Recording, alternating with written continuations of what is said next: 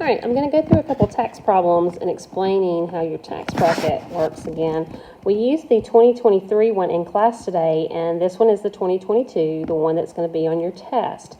So I went ahead and made a piecewise function, but I want to talk to you about how you do that and about the bracket again. So remember when they give you the bracket, they say taxable income bracket from 0 to 10,275, and then the next one starts at 10,276. When we write our piecewise function, we need to think about our restrictions. So the first one for our 10%, we would have anything bigger or equal to 0 or less than or equal to the 10,275.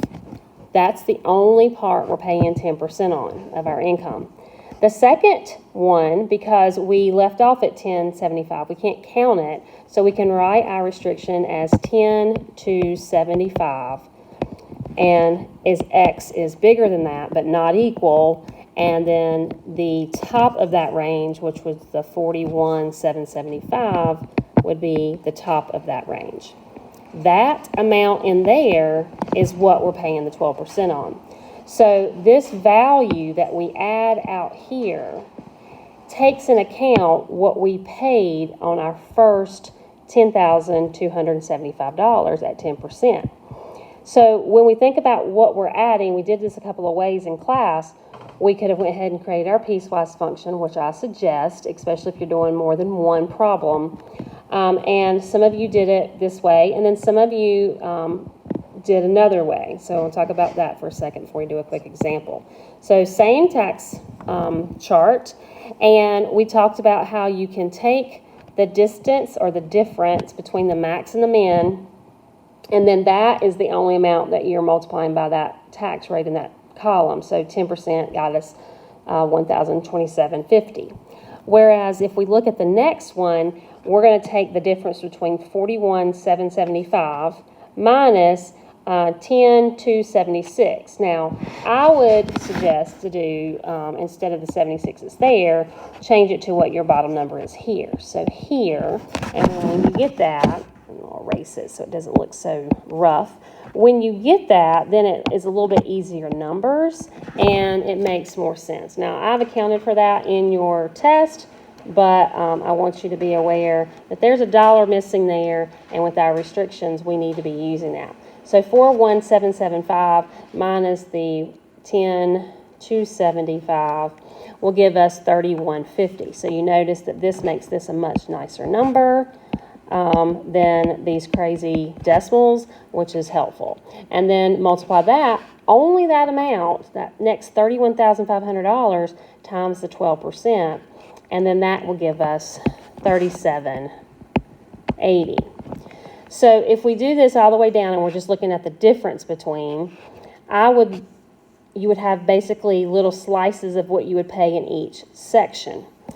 When we add this and we add this, that's where this next piece comes in. So it's taken into account this amount total, what this total amount would be at the max level. So if we put in the max number right there, what we would pay for that total slice of the pie, and then the first slice of the pie, which was the 1,027, we have to pay for as well. So that's where that 4807.50 comes from. So that's doing a piecewise or doing it the other way. Either way works as long as you have an understanding. So let's say that I make $182,000. Okay, $182,000 is my salary.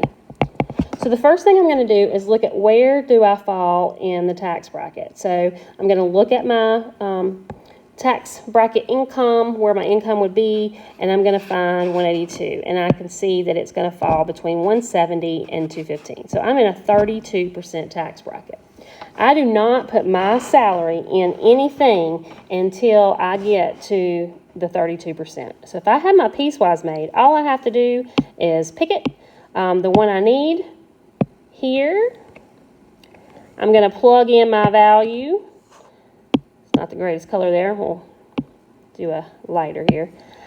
And plug in my value of 182 into my equation. So it would end up looking like 0.32 times 182,000, because now your 182 is the top of that bracket where you are, because you're the top. Just because 215 is the highest part in that bracket doesn't mean 215 is going to be used. So you become the X, okay? So minus 170, 050, and then plus the 34,647.50. Put that in Desmos, put that in your calculator. So what we would have here, calculate real quick. I did not do this prior, I'm just coming off the top of my head. Minus 170,050 plus the 34,647.50, and I get 38,471.50. Okay, so that would be how much tax I would have to pay. So if I did the other way, I would still just take this first part, find out what 32% of me being the top, that 182 minus the 170.50, and then I would have to add these little increments of pieces that I found along the way, which to me gives you more chance to make a mistake. I'd rather do some upfront work, see what my highest level is. If I'm only working with stuff up to 32, then I can stop at 32. I don't have to do the one for 35 and 37. And then I know that I don't have to do a lot of tedious work. Desmos is very helpful. Hopefully it helps you out. Practice a little bit, pick a couple, see if it works for you, make sure it's reasonable, and I'll see you guys tomorrow.